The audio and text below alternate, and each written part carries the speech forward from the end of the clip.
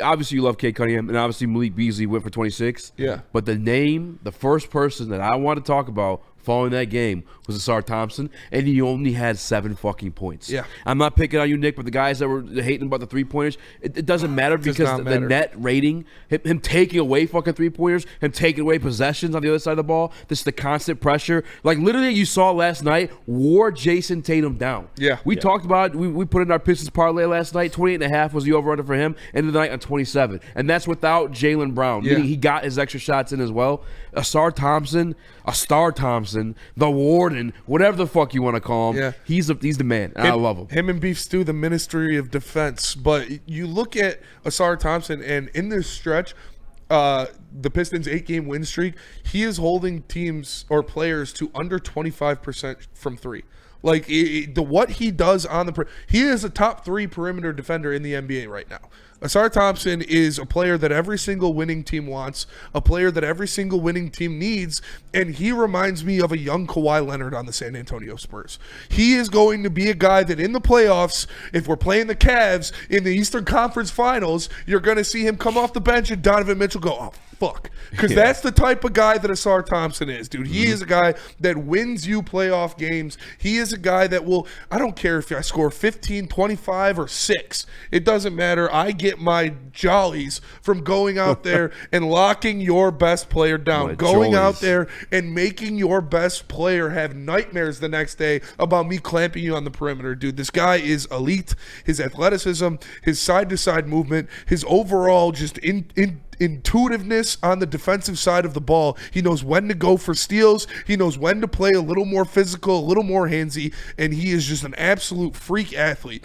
He is one of the best defensive players in the NBA and should be considered for Defensive Player of the Year, especially if he continues to play how he is this past 10 games since he's become a starter. The guy's a freak.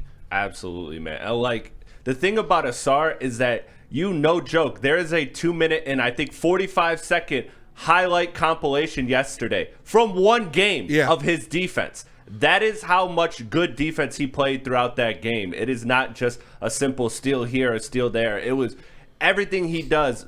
He is honestly, in my opinion, I've never seen anybody navigate screens the way he does. He never gets caught up in screens. Yeah. It's crazy. And that is a huge thing for bigs. When you talk about guys like Duren that struggle on the perimeter defensively, having a guard or a wing that can navigate that screen and not make the big man have to work, not put him in compromising position is huge. So Ausar, just, man, everything he does, he's so special. I've genuinely never seen a player with his physical tools and his defensive willingness.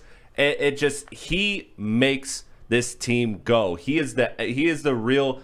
Him and Stu are the engine of this defense. Like, absolutely. Sure. He's everything Stanley Johnson wishes he was. Yeah. Like, he is a literally everything he was supposed to be. Legitimately a lockdown defender and legitimately one of the top 5 athletes in the NBA, and his brother's another one. Like, those guys are fucking one. Yeah. Talk about $1 million cup.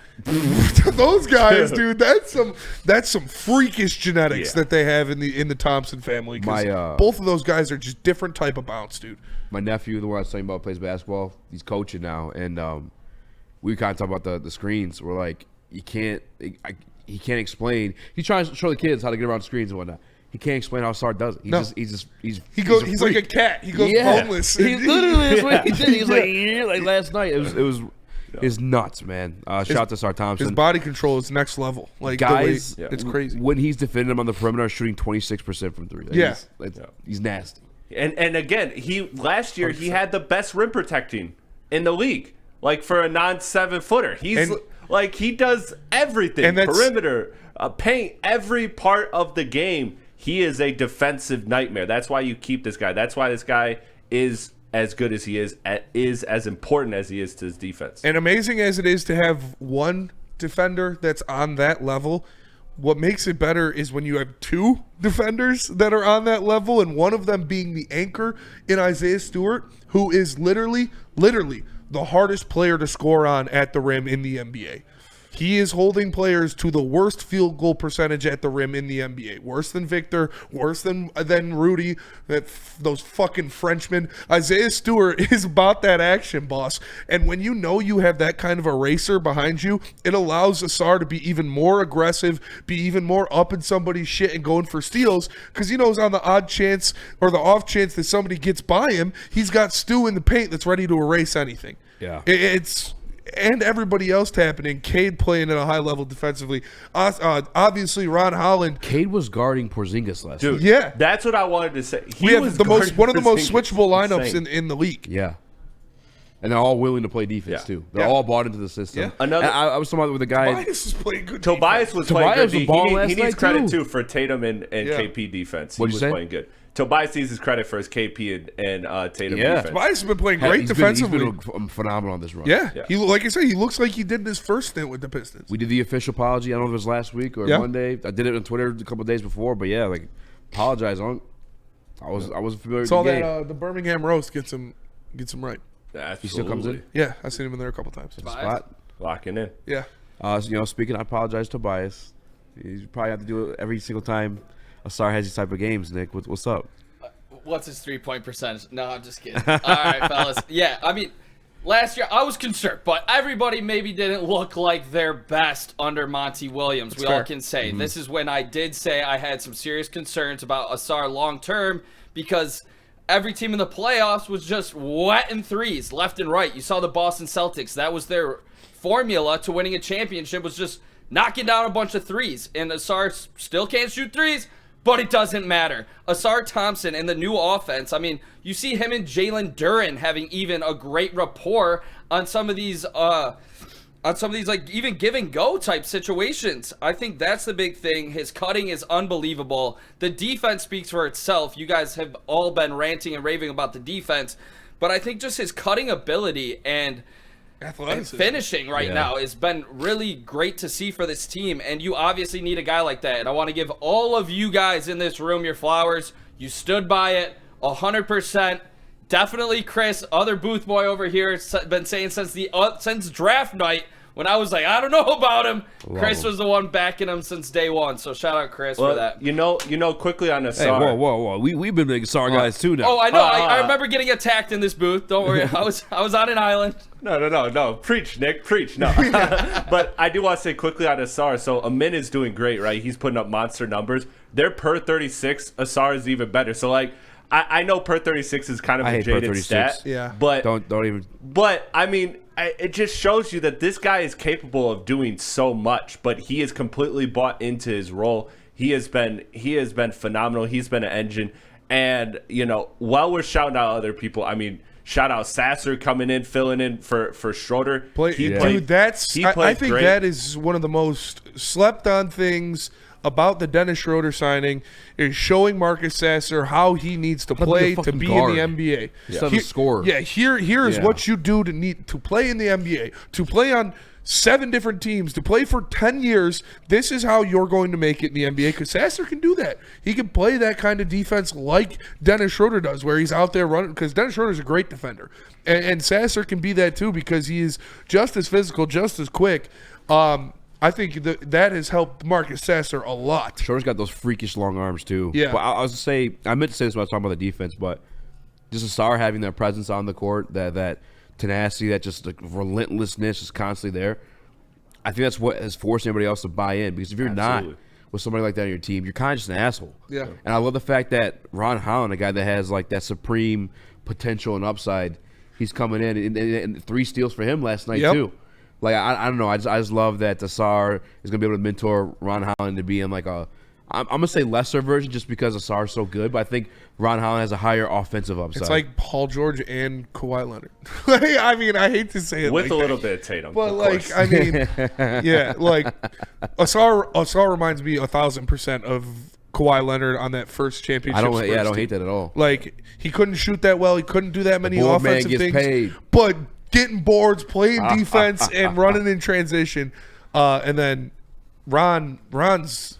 I can't wait to see what he becomes. Ron's potential is like staggering. Like, they had the Michigan State audio on, so I'm so used to him getting teed up that when he was doing this mid-court, I was like, oh no, what'd he do? I thought he was like bitching at a ref or something like that, but he was just talking being his a shit. dog, dude. Yeah. I love Ron Holland. If you put Ron Holland on the Washington Wizards, he's averaging like 14, 15 a night. Yeah. Oh, Minimum. yeah. For sure. Minimum. Oh, yeah. Like, he would be that guy. It's just he has his role within this Pistons Yeah. team, and that's what's so great now. We don't have to force a rookie in, Yep. you know, trial by fire by Yeah. yeah, And everyone's whatever you brought know. into the Fire. roles too. Like last night, Stu, 20 minutes, only what 2 points, 4 points? Yeah. I don't even know what his lineup was. and Happy as hell. this yeah, is this happy is as hell.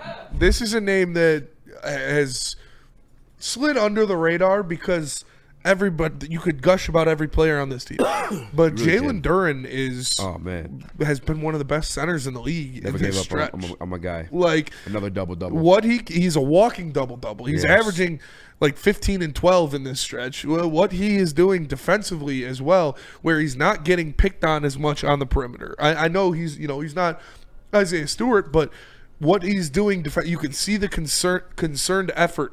You can see him trying harder and realizing what he was doing wrong and learning from JB Bickerstaff. So his growth has been immense as well.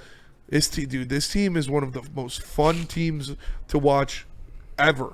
Like in Detroit sports, it's like the gritty Tigs kind of situation. It's a moment. Yeah. To where you can't, like, they're not. Obviously, the Hall of Fame Wings team was more fun to watch, or the Russian Five was more fun to watch, or even last year's Lions team, how electric they were. But they've endeared themselves to a fan base. They're winning how the Detroit Pistons have always won throughout their history, and it's young dudes all buying in and playing good basketball. Duren, you mentioned like him to be one of the best like big men on the streak. I mentioned it the day we drafted him, or not the day we drafted him, but once we finally got to see him play a little bit more. One of the best passing big men. Oh yeah, in the league right now. Oh, And I'll yeah. never forget. It's kind of like when I was a little bit newer. We're probably like within my first year. Braylon let me hop on and ask Jalen Rose a question, and it was about the big men coming in. I think we were talking about Chet and some of those guys too. And it's like, one of the best features you want to look at these guys, can they pass? And I see that in Evan Mobley. That's why I love Evan Mobley, although he's a little bit more power forward. And then obviously, but Duren, like, it's been amazing. It's been, especially, again, everyone buying into the role, hitting up the open guy, or just everyone getting their shot in their spot, having a big man that's willing to sacrifice, like, his stats or whatever it is, just to get that clean look. I mean, this team is a team, and it's crazy. It's just consistent in Detroit sports, or at least Detroit Pistons basketball. Like, that's how we win games. Yeah. It's a team effort, collective effort. This is an identity that the last 15 years the Pistons haven't been able to form.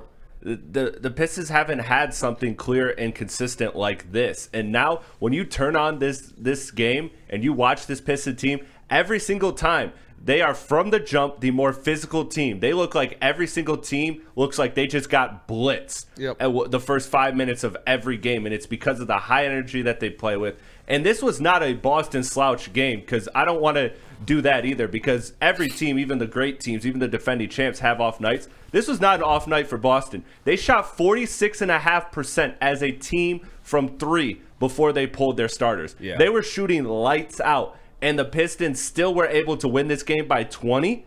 Are you kidding me? 46.5%, almost 50% of your threes, and you're still winning by 20 points? That is an absolute masterclass by the Detroit Pistons. Absolute masterclass. Easy. Shouting out Duren and his passing ability right here. Listen to this, fellas. He's 8th in assists when it comes to centers in the league, but in February, just under 4 assists per game, so basically 4 assists per game, it would be 4th.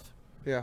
Ranked amongst centers with Jokic, Sengun, and Bam in front of him. Yeah. That's what we're Pretty talking good about. company. That's really good company. Let's go, boys. It also speaks to like JB Bickerstaff and his system, and these guys shooting. That's probably the getting 3 open. best centers in the league, and then Jalen Duren. Yeah, that's He's threading the needle on these Oh, passes dude, as well. The I forget Ausar who one? it was against. It might have been the Hawks. Didn't your uncle Hawks play or the for Hawks Clippers? That something? Ausar one? When he got he threw the lob to Ausar. There was a steal at open court or at midcourt. He takes it, couple dribbles, leading the break, throws it up to Ausar, just hits him right in the hands. And